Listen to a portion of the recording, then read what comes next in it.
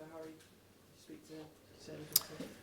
No, I mean, he sent me a message and I kind of sent a message back. But yeah, it was like, again, I don't think either of us were surprised by the outcome. And we've been talking all along anyway, you know, we've kind of, whether that's about his situation or about the football club, you know, the way I kind of treat these things is while they're here, they're still part of the club, you know. I don't sort of isolate them or treat them differently because I know they're leaving, you know. So we've been having discussions along the way, and so again, like it wasn't really a surprise or something that, you know, either of us needed to sort of address with what's happened. And some fans were sort of getting a bit excited or hoping that there might be some sort of buyback clause in this transfer. Is there anything you can reveal on that? Is there any chance that one day he could come back to Tottenham? No idea, mate. I've got no idea about the details of the deal, but he'll definitely be back at Tottenham one day, in one capacity or another. And you know, like I said, when you have a career like he has at one football club, you're never not part of it. Put it that way. Matt? Yeah, I just wonder when it seemed like the deal was going to happen this morning, what the mood was like in the dressing room amongst the other players, whether Harry's had a chance to say goodbyes to anybody at all, or might he come back and do that? I mean, I don't really venture into the dressing room, mate. I'll leave that to the players. Or around the training ground? Yeah, I found out really early in my career, mate. Football clubs, players move on pretty quickly. You know, we like to think that, you know, that we kind of dwell on things, but we don't. There's no time to. You know, these players know that in sort of 48 hours we've got our first Premier League game. That's where their focus is.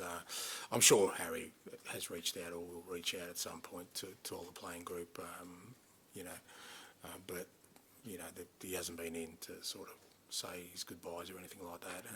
And like I said, the mood is the mood you'd expect 2 days out from a season opener. You know, the guys are pretty focused on making sure we're ready. Matt? And you said you've sort of known this from the first time you spoke to Harry. Have you sort of known this from the moment you took the job? Yeah, pretty much. Was it part of the conversation, or did it not matter? What do you mean did not matter? You on the job, by the way Harry's going. Oh, yeah, well, I mean, it's not part of the contract negotiations. If that's what you're asking, then I need certain players to stay. I mean, you kind of do your due diligence whenever you take a job, and hopefully I was well researched enough to know what was going on in the background, and you have these conversations with people, and you know, I think it was in the public arena about sort of the outcome. When a player of Harry's stature is going to the last year of your contract, again, you don't need some deep investigative research to figure out what's going on. So, you know, I kind of knew going into it that, again, this was going to be more than likely the outcome.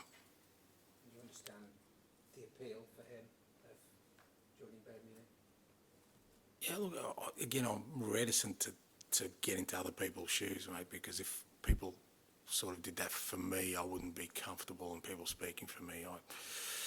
You know, Harry's, you know, he's got his own circle of people that he would speak to about these things, and why he, you know, he's come to this decision in his life and his career, and you know, he's the best one to explain whether I understand it or not is relevant, because I don't have all the information he does. You know, it's easy for me to sit here and say, well, I would have stayed or I would have gone, but I don't live his life. I don't know what he sort of, where he's at in terms of the same way, like I said, if people started making assumptions about me and my decisions about why I do things, I think it's unfair, so I wouldn't do that with Harry.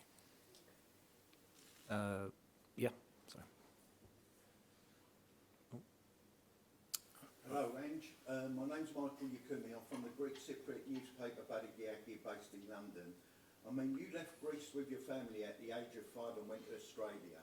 And how did you get into football? And finally, did you ever dream of being a Premier League manager? Thank you for that.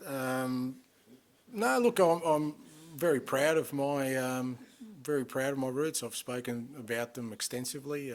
You know, I'm the son of an immigrant. We went halfway around the world, and my parents made enormous sacrifices, and I wouldn't be sitting here without them doing that. And you know, that football has been the vehicle of you know, me allowing me to live my life and have the life I have, and the beautiful family I have, and the friends I have. But that's on the back of you know, two parents who basically sacrificed their own life for the betterment of their kids, and it's not a unique story. It's quite a common one. So I'm forever thankful for that. Matt? Paddy Stock. Thank you. Thanks. I'm going to be the bad guy and go back to Harry. It's okay. It's all right. I'm fine with it. Don't worry. Those of us who've watched Tottenham for a long time, without obviously it's been incredible, there has been an argument that the club have been overly reliant on him, and the team at times have been overly reliant on him. Is there any element in terms of trying to look at this positively of taking the plaster off, you know, ripping the plaster off a little bit and suffering a bit of pain that could make something good out of it? Yeah. Look, I mean, and I get where you're coming from, but that's doing a great disservice to a guy who did some unbelievable things. Like, you know, you kind of, there wouldn't be a manager in the Premier League or any club in the world that wouldn't want Harry Kane in their team. Like, that's the reality of it, you know. So you can't say that, you know, that because he's here, that's sort of stymied the club into having success. I just don't buy into that. I just think, you know, he's done what his utmost to try and have success at this football club, and it hasn't worked for a number of reasons. What we do know about this game is that it's very, very, very rare that an individual will be the difference. It's usually the collective. So what that offers us now, as you said, an opportunity to build a collective that brings us success. And within that context, you still want outstanding individuals. You still want the best players. That doesn't change. You know, it's not like you kind of dismiss someone just because he's been part of something that hasn't been successful. You know, that might be because of other reasons rather than what he's trying to bring to it. Dan? Just to follow up on that, Ange, that there is obviously going to be a kind of vacuum in the dressing room in terms of leadership and on the pitch in terms of goals.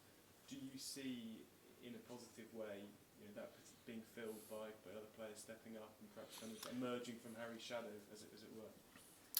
Well, potentially, like I said earlier, that's all you can do is create that space and then see what grows from there, because you know, that there is sometimes that element of it where, you know, people maybe suppress themselves to a certain extent because they understand that there's, you know, a unique individual in the room that you know, has such great presence and is such a force on and off the field that having that space there maybe does, but there's no guarantee that does either. You know, that just the opportunity is there. Put it that way, as you said, and with all these things, there's opportunities. What you've got to try and do is what the great clubs do, the great organisations, is replace greatness with greatness. Now, how that comes about is not easy.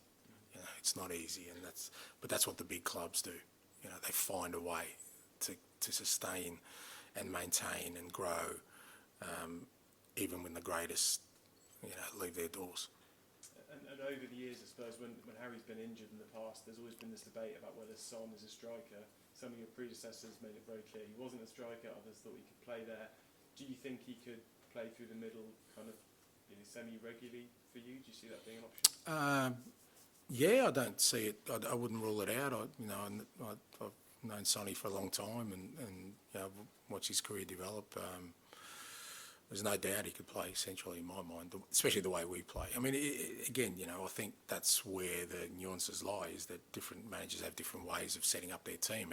And in some teams, yeah, I could see where Sonny couldn't play as a central striker, but the way we play and the way we're going to play, yeah, I definitely see him as an option to play in the central area.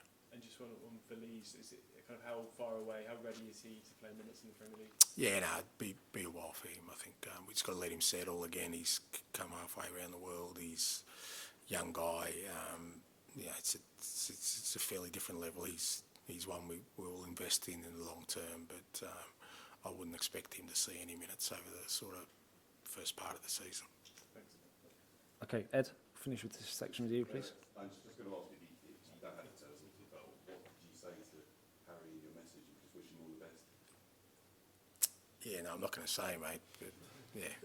And I'm just interested in your role now with the void that Harry's going to leave. How important is it that you give them a platform to step up into his shoes? Yeah, you know, again, I didn't wake up this morning kind of trying to cultivate that. That's been happening all along. You know, hopefully, you know, obviously it's difficult for all you guys to see that because you're not here every day, but we've been trying to do that anyway. Like that, like I said, it's, I guess, the finality of it all today kind of hits everyone and everyone's kind of going, what next, but this is not new for me. This is 6 weeks or 5 weeks into knowing that this was going to happen. So we've kind of been cultivating that anyway, in the way we've been going about things on and off the field. So nothing really changes there. Okay, and we'll end the embargoed section there and move on to the Sunday